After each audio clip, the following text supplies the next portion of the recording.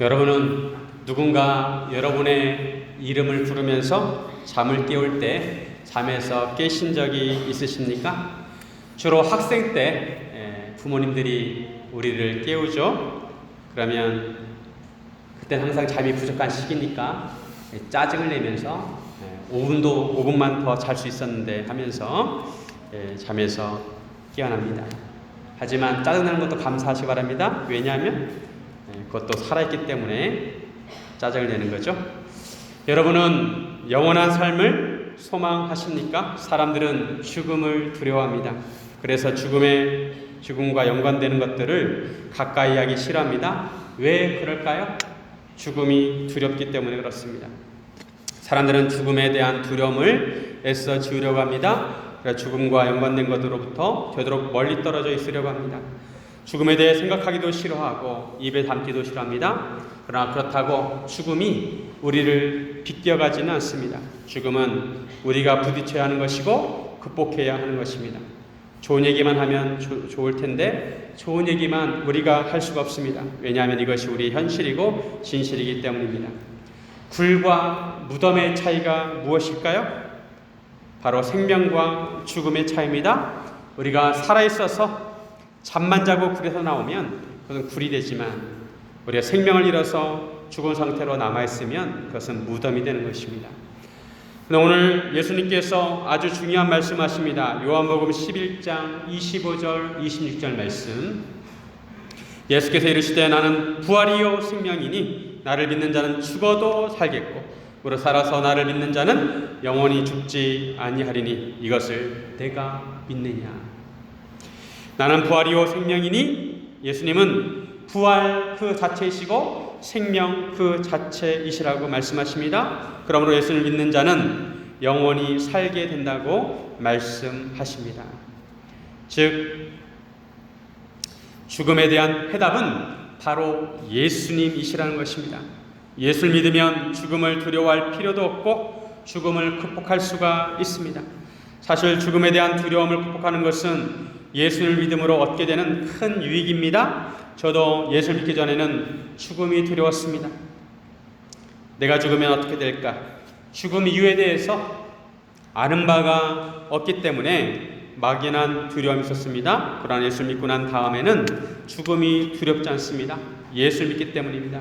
예수를 믿으면 우리는 영생을 얻고 천국에서 살게 될 것입니다. 죽음이 우리를 얼마나 비참하게 하는지 모릅니다. 이번에 집중호우로 인해서 안타까운 소식들이 많이 들려오고 있습니다. 70대 노모가 급류에 휩쓸려 가고 있는데 그 어머니를 구하려고 딸과 사위가 들어갔다가 한꺼번에 급류에 떠내려가게 되었습니다. 순식간에 이런 일들이 일어납니다. 우리 인생은 비극으로 끝나서는 안 됩니다. 험한 죽음으로 끝나서는 안 되는 것입니다. 그런 의미에서 오늘 본문 말씀은 너무도 귀한 말씀입니다. 복음서에서 요한복음에만 나오는 유일한 말씀입니다. 예수님께서 죽은 나사로를 살리시는 내용입니다. 오늘 우리가 이 말씀을 가지고 함께 주님의 귀한 교훈을 나누기를 원합니다. 첫째로 어떠한 상황에서도 하나님의 계획을 믿어야 합니다. 우리 눈에 보이지 않아도 우리 머리로 이해가 되지 않아도 하나님의 선하신 계획을 믿어야 하는 것입니다.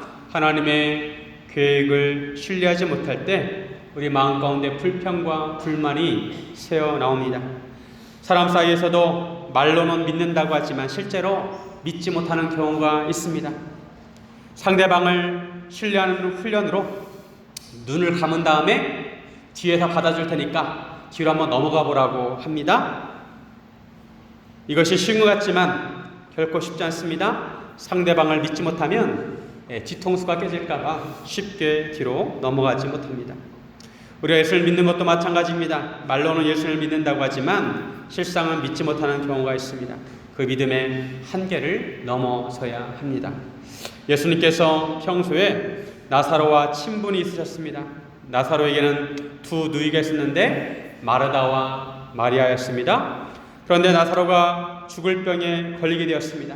마르다와 마리아는 예수님께 사람을 보내서 나사로가 병들었다는 소식을 전합니다. 그런데 예수님의 행동을 보면 좀 이해가 되지 않습니다. 마르다와 마리아가 예수님께 소식을 전하는 것은 하루라도 빨리 오셔서 죽어가는 나사로를 좀 살려달라고 도움을 청한 것입니다. 그런데 예수님께서는 그 계시던 곳에 이틀을 더 머무십니다. 인간적으로 생각할 때 이해할 수 없습니다. 다른 때 같으면 예수님께서 당장 가셨을 것입니다.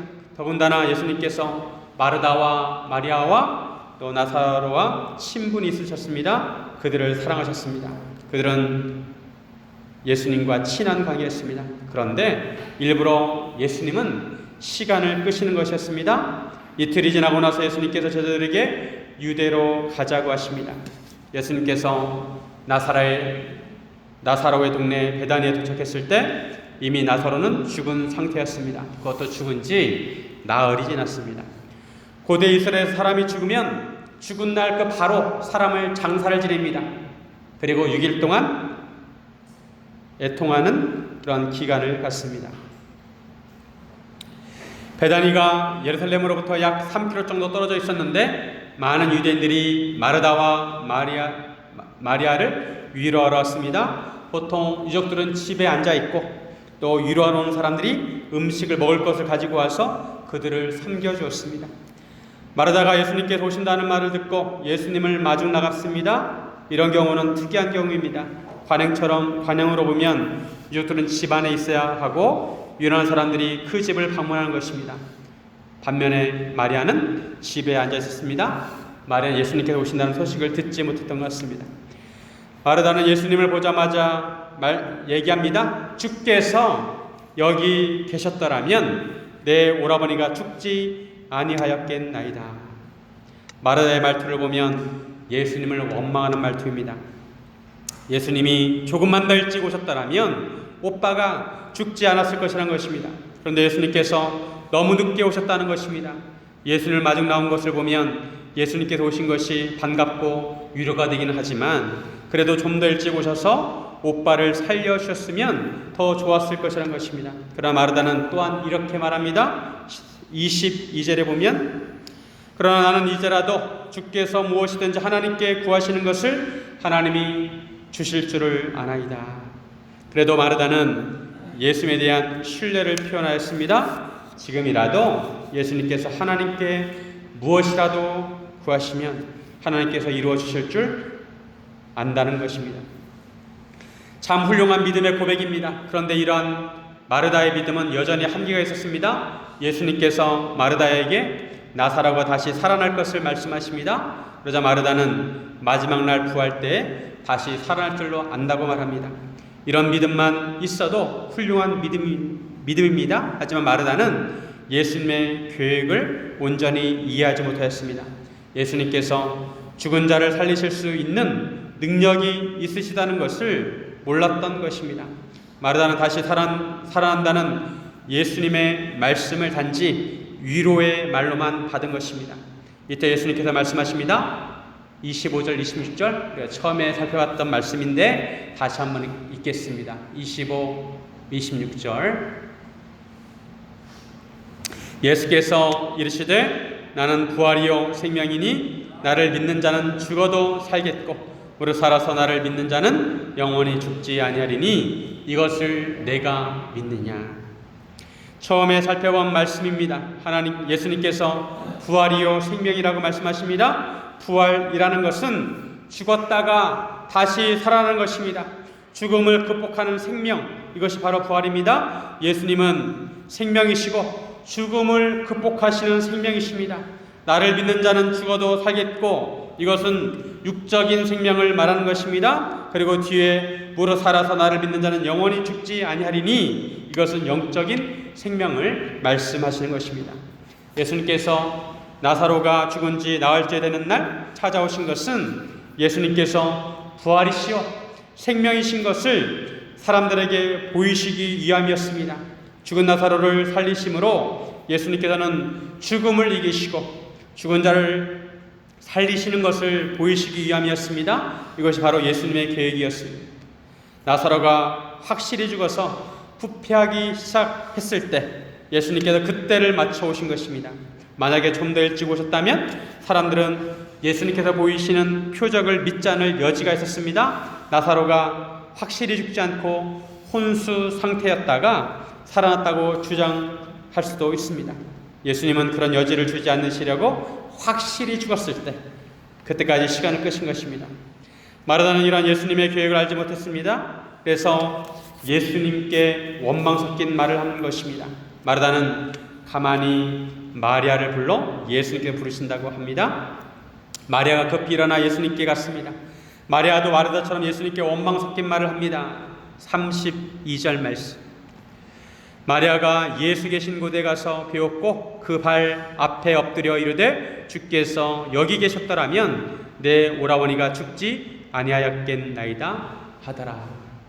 주께서 계셨더라면 내 오라버니가 죽지 아니하였겠나이다. 우리도 마르다와 마리아처럼 주님께 원망 섞인 말을 할 때가 있지 않습니까? 그때 하나님께서 제 기도를 들어주셨더라면, 그때 하나님께서 제가 원하는 것을 조금만 이루어 주셨더라면, 하나님께서 나를 조금만 도와주셨더라면, 뭐뭐 했더라면 이라고 말할 때가 있습니다. 그런데 이처럼 원망 섞인 말은 우리가 하나님의 계획을 다 알지 못하기 때문입니다. 신뢰하지 못하기 때문입니다. 마르다와 마리아가 나중에 예수님께서 죽은 나사로를 살리신다는 것을 알았더라면 그들은 불평하지 않았을 것입니다. 예수님께서 확실히 살리실 것을 믿는다면 조금만 더 기다리면 됩니다. 예수님께서 늦게 오셔도 괜찮습니다. 그들은 나중에 왜 예수님께서 늦게 오셨는지 이해하게 되었을 것입니다. 우리도 마찬가지입니다.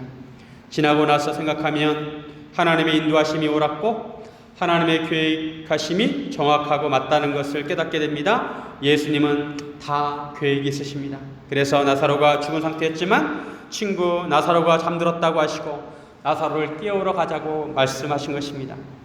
아브라함의 입장에서 아들 낳기를 간절히 기다렸지만 아들이 생기지 않았습니다. 그러나 그것도 다 하나님의 계획하심이었습니다. 하나님께서 매년마다 아들을 낳게 하실 수 있는 능력이 있으십니다. 그러나 아브라함이 100세 때가 되도록 기다리셨습니다. 100세가 되었을 때 아들을 이삭을 낳게 하셨습니다. 만약에 그 전에 이삭을 낳았다면 아브라함은 사람의 힘으로 낳았다고 생각을 했을 것입니다. 그러나 100세 때 이삭을 주심으로 이것은 사람의 힘이 아니라 하나님께서 주신 아이라고 분명하게 확실하게 알게 된 것입니다. 그리고 하나님께서 약속하신 것처럼 이삭을 통해서 야곱을 낳게 하시고 야곱을 통해서 이스라엘 민족이 형성되게 하셨습니다. 하나님은 다 계획이 있으십니다. 하박국 2장 3절 말씀. 이 묵시는 정한 때가 있나니 그 종말이 속히 이르겠고 결코 거짓되지 아니하리라. 비록 더딜지라도 기다리라. 지체되지 않고 반드시 응하리라. 하나님께서 계획하시는 것은 반드시 이루어지는 줄로 믿습니다. 우리에게 필요한 것은 믿음입니다. 우리 생각에 좀 더딜지라도 하나님께서는 반드시 거기에 계획이 있으시고 하나님의 뜻을 이루신다는 것을 우리는 믿어야 합니다. 하나님은 모든 일에 다 계획이 있으십니다. 사랑하는 여러분, 혹시 하나님에 대해서 뭐뭐 했더라면 이라고 생각하는 것이 있다면, 내가 바라는 것이 더디다고 생각되더라도 하나님의 계획하심과 하나님의 시간표를 신뢰하시기를 바랍니다.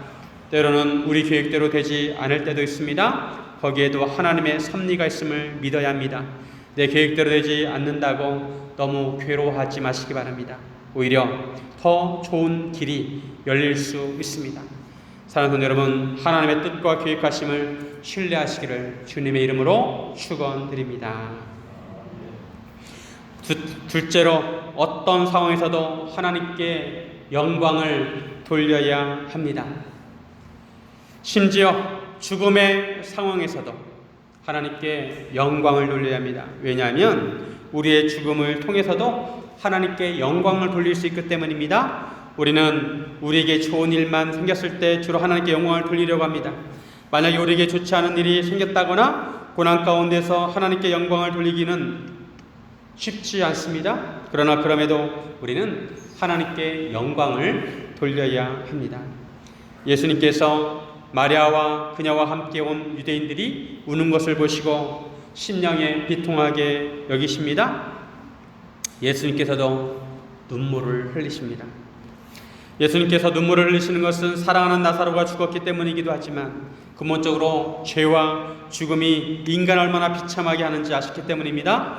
인간의 삶이 아무리 화려하고 아름답고 행복해도 죽음 앞에서는 아무것도 아닙니다. 죽음은 이 세상에서 존재를 사라지게 합니다. 사랑하는 엄마, 사랑하는 아빠, 사랑하는 가족들이 더 이상 그 가족들을 볼 수 없고 만질 수 없고 더 이상 함께 할 수 없습니다.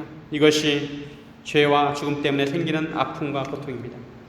예수님께서 눈물을 흘리시는 것을 보고 유대인들은 예수님께서 나사로를 얼마나 사랑하시는가 보라고 합니다. 그런데 어떤 유대인들은 예수님을 비난하는 말합니다. 예수님과 유대인들은 갈등이 심한 상태였습니다. 몇 번이나 유대인들은 예수님을 돌로 치려고 했고 죽이려고 하였습니다. 제자들은 예수님께서 유대로 다시 가자고 하실 때 지난번에 유대인들이 돌로 치려고 하였는데 그것으로 다시 가시려 하나이까? 라고 반문하였습니다. 예수님도 유대인들의 적대적인 태도를 아셨습니다. 그럼에도 예수님은 하실 일을 하셨습니다. 예수님을 안 좋게 보는 유대인들은 시각장애인의 눈을 뜨게 한 사람이 그 사람은 죽지 않게 할 수 없었느냐고 조롱하듯이 말합니다. 예수님께서 다시 속으로 비통하게 여기십니다. 아직까지도 하나님께서 보내신 예수님을 믿지 못하는 그들 안에는 죄악으로 가득했습니다. 그 죄악과 불신 때문에 그들은 멸망하게 되고 죽게 될 것입니다. 바로 죄악과 불신이 죽음의 원인입니다. 예수님께서 무덤으로 가셨는데 무덤은 굴이었습니다. 입구가 돌로 막혀져 있었어요. 무덤을 돌로 막는 이유는 짐승이 해치지 못하도록 하기 위함이었고 또 사람들이 시체를 가까이 해서 부정하게 되는 것을 막기 위해서였습니다. 예수님께서 무덤을 막고 있는 그 돌을 옮겨 놓으라고 하십니다. 그러자 마르다가 죽은 지 나흘이 되어서 벌써 냄새가 나나이다. 아마 코를 막으면서 얘기했을지도 모르겠어요. 나사로가 죽은 것은 확실하다는 증거입니다. 장사 지낼 때 유황채를 입겠지만 그럼에도 시체 썩는 냄새를 차단할 수 없었습니다. 이때 예수님께서 말씀하십니다. 40절 예수께서 이르시되 내 말이 내가 믿으면 하나님의 영광을 보리라 하지 않았느냐 하시니 내가 믿으면 하나님의 영광을 보리라. 예수님께서는 죽은 나사로를 통해서 하나님의 영광을 나타내시려고 하신 것입니다. 예수님께서 눈을 들어 하늘을 보시고 하나님께 기도하십니다. 41절 42절 돌을 옮겨놓으니 예수께서 눈을 들어 우러러 보시고 이르시되 아버지여 내 말을 들으신 것을 감사하나이다. 항상 내 말을 들으시는 줄을 내가 알았나이다. 그러나 이 말씀하옵는 것은 둘러선 무리를 위함이니 곧 아버지께서 나를 보내신 것을 그들로 믿게 하려 함이니이다. 이처럼 예수님께서 소리내어 기도하시는 것은 바로 사람들이 예수님의 기도를 직접 듣고 하나님 아버지께서 예수님의 기도를 응답해 주시는 것을 확인하라고 하신 것입니다. 저 예수님은 지금까지 말씀하신 것처럼 하나님으로부터 보내받은 하나님의 아들이라는 것을 사람들로 하여금 믿게 하기 위함이었습니다. 예수님께서 큰 소리로 외치셨습니다. 나사로야 나오라. 그러자 죽은 나사로가 수족을 배로 묶인 채로 나오게 되었습니다. 장사 지낼 때 배로 몸을 단단하게 묶습니다. 얼굴도 입이 벌어지지 않도록 단단하게 감았을 것입니다. 나사로가 그 상태로 무덤에서 나오게 되었습니다. 좀 불편한 자태로 나왔을 것입니다. 껑충껑충 뛰어나왔든지 아니면 다리를 끌고 나왔을 것입니다. 그런데 44절에 보면 죽은 자가 수족을 배로 묶인 채로 나오는데 이 문장을 보시면 모순되는 문장입니다. 죽은 자는 과거형입니다. 이미 죽었습니다. 그런데 이미 죽은 자가 나온 것입니다. 어떻게 이런 일이 있을 수 있습니까? 완전히 죽은 자는 귀로 소리를 들을 수도 없고 움직일 수도 없습니다. 그런데 참 부활이요 생명이신 예수님께서 나사로야 나오라 하시자 죽었던 나사로가 그 음성을 듣고 부활해서 나오게 된 것입니다.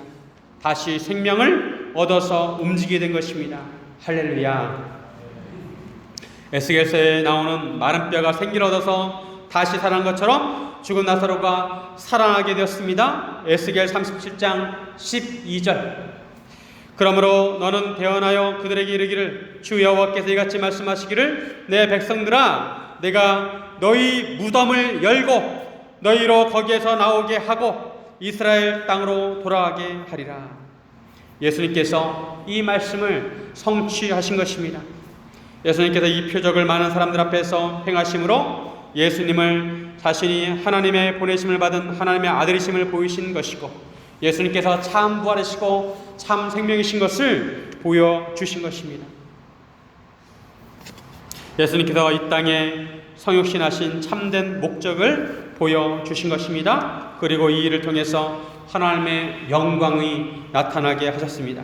예수님께서는 나사로의 죽음을 통해서도 하나님의 영광이 나타나게 하셨습니다. 예수님께서 처음에 나사로의 병든 병은 죽을 병이 아니라 하나님의 영광을 나타내기 위한 것이라고 하셨습니다. 4절에 보면 4절 말씀 예수께서 들으시고 이르시되 이 병은 죽을 병이 아니라 하나님의 영광을 위함이요 하나님의 아들이 이로 말미암아 영광을 받게 하려 함이라 하시더라. 결국 예수님께서 영광을 받게 되셨습니다. 앞에서도 이와 비슷한 말씀하셨습니다. 예수님께서 시각장애인에게 그 사람이 누구의 죄로 시각장애인이 되었습니까? 물었을 때 이것은 누구의 죄도 아니고 바로 하나님의 일을 나타내고자 하심이라고 말씀하셨습니다. 즉 하나님의 영광이 나타나게 하신 것이라는 것입니다. 우리에게 죽음은 문제입니다. 그러나 예수님에게는 문제가 되지 않습니다. 다만 우리가 예수님을 믿을 때 우리는 죽음을 극복하게 되고 부활하게 됩니다. 결국 주님의 영광이 나타나게 됩니다. 우리는 이처럼 어떤 상황에서든지 하나님의 영광이 나타나게 해야 합니다. 어떻게 해야 하나님의 영광이 나타날까요? 예수님께서 마르다에게 알려주셨습니다. 내가 믿으면 하나님의 영광을 보리라. 나사로가 무덤에서 나왔을 때 사람들이 얼마나 놀랐을까요? 기뻐하기 전에 죽은 자가 살아난 것을 보고 놀랐을 것입니다. 어거스틴은 예수님께서 나사로의 이름을 부르지 않으셨다면 무덤 속에 있던 죽었던 자들이 다 나왔을 것이라고 했습니다. 이스라엘은 가족묘라서 조상들도 함께 묻혀 있었습니다. 예수를 믿으면 어떤 상황에서도 하나님의 영광이 나타나는 줄로 믿습니다. 예수님을 믿으시기 바랍니다. 어떤 상황에서도 예수님을 믿으시기 바랍니다. 그러면 우리도 참 생명을 얻고 부활할 줄로 믿습니다. 마르다와 마리아는 예수님께서 늦게 오신 것에 대해 불평하였습니다. 그러나 예수님의 능력은 시간도 초월하고 거리도 초월하십니다. 예수님은 죽은 지 나흘 된 자도 살리시고 멀리 떨어져 있던 왕의 신하의 아들도 살리셨습니다. 시간과 거리가 문제가 되지 않았습니다. 예수님을 믿기만 하면 되는 것입니다. 믿음이 주님을 영화롭게 합니다. 예수님을 믿으면 죽음도 예수님을 영화롭게 하는데 다른 일은 말할 것도 없습니다. 우리가 모든 일을 믿고 믿음으로 살면 하나님께 영광을 돌리는 것입니다. 사랑하는 여러분, 어떤 상황에서도 예수님을 믿으심으로 하나님께 영광 돌리시기를 주님의 이름으로 축원드립니다. 셋째로, 이제 우리가 풀어놓아 다니게 해야 합니다. 예수님께서 죽은 나사로를 살리신 것은 단지 나사로를 살리신 것만이 아닙니다. 이것은 죽은 자가 살아난다는 예표입니다. 또한 나사로를 살리신 것은 앞으로 예수님의 십자가의 죽음과 부활을 예표하는 것입니다. 예수님께서는 바로 이 일을 하시기 위해서 오셨습니다. 죽은 자들을 살리시기 위해서 오셨습니다. 아니, 살아있는 자들을 죽지 않게 하시기 위해서 이 땅에 오셨습니다. 예수님께서 참 부활과 참 생명으로서 사람들로 하여금 부활하고 생명을 얻게 하시기 위해서 이 땅에 오셨습니다. 이를 위해 예수님께서 친히 죽으셨다가 살아나셨습니다. 예수님께서 직접 십자가에 돌아가셨다가 사망을 이기시고 살아나셨습니다. 예수님께서 첫 부활의 열매가 되셨습니다. 믿음 없는 우리를 위해서 친히 부활을 보여주신 것입니다. 그런데 나사로의 부활과 예수님의 부활은 차이가 있습니다. 나사로의 부활은 육적인 생명이 다시 살아난 것입니다. 하지만 나사로는 다시 죽음을 맞았습니다. 그러나 예수님의 부활은 영원히 죽음을 이기시고 영원히 살아나시는 부활입니다. 예수님께서는 우리에게 이런 부활과 영원한 생명을 맛보게 하시려고 이 땅에 오신 것입니다. 예수님께서 죽었던 나사로가 무덤에서 나오자 풀어놓아 다니게 하라고 하십니다. 사람들이 나사로를 감쌌던 배를 풀어주었을 것입니다. 예수님께서 죽은 자를 살리셨다면 그 죽은 자의 배를 풀어주는 수고는 사람이 할 수 있습니다. 사람들은 나사로의 얼굴을 만져보고 나사로의 눈을 마주보고 팔다리를 움직여보라고 했을 것입니다. 나사로가 정말 살아있는지 확인을 하고 나사로를 끌어안고 좋아했을 것입니다. 세상에 이런 일이 없었습니다. 죽은 자의 배를 풀어준 일이 없습니다. 그러나 나사로는 죽었다가 살아났기에 더 이상 배로 묶이지 않아도 되었습니다. 나사로가 얼마나 시원했을까요? 예수님은 이 세상의 일을 위해서 오셨습니다. 죽음의 끈으로 묶여져 있는 우리를 풀어주시기 위해서 오신 것입니다. 예수님은 나사로만 살리시는 것이 아니라 예수 믿는 자들을 살리시기 위해서 오셨습니다. 그래서 예수님은 직접 십자가를 지셨고 제자들을 훈련시키셨습니다. 제자들은 이 모든 과정을 처음부터 지켜봤습니다. 예수님께서 왜 이틀을 더 지체하셨는지, 예수님께서 왜 죽은 나사로가 잠들었다고 하셨는지, 어떻게 죽은 나사로를 살리셨는지 다 지켜보았습니다. 아마도 제자들은 예수님께서 이틀을 더 머무실 때 유대인이 무서워서 그런 줄 알았을지도 모르겠습니다. 예수님은 그런 제자들과 함께 유대로 가자고 하셨습니다. 사람들에게 생명의 빛을 비추시기 위해서 죽음을 무릅쓰고 유대로 가신 것입니다. 예수님께서 제자들에게 이렇게 말씀하십니다. 15절 같이 한번 읽습니다. 시작. 내가 거기 있지 아니한 것을 너희를 위하여 기뻐하노니 이는 너희로 믿게 하려 함이라. 그러나 그에게로 가자 하시니, 나사로가 죽었을 때 예수님께서는 그 현장에 계시지 않은 것을 기뻐하신다고 말씀하십니다. 왜냐하면 제자들이 확실히 죽은 자가 다시 살아날 것을 믿게 될 것이기 때문입니다. 제자들도 나사로가 다시 살아난 사건을 통해 죽은 자가 살아날 수 있다는 것을 믿게 되었을 것입니다. 그러나 제자들의 믿음은 아직 미숙한 상태였습니다. 16절에 보면 디두모라고도 하는 도마가 다른 제자들에게 말하되 우리도 주와 함께 죽으러 가자 하니라. 디두모는 쌍둥이란 뜻입니다.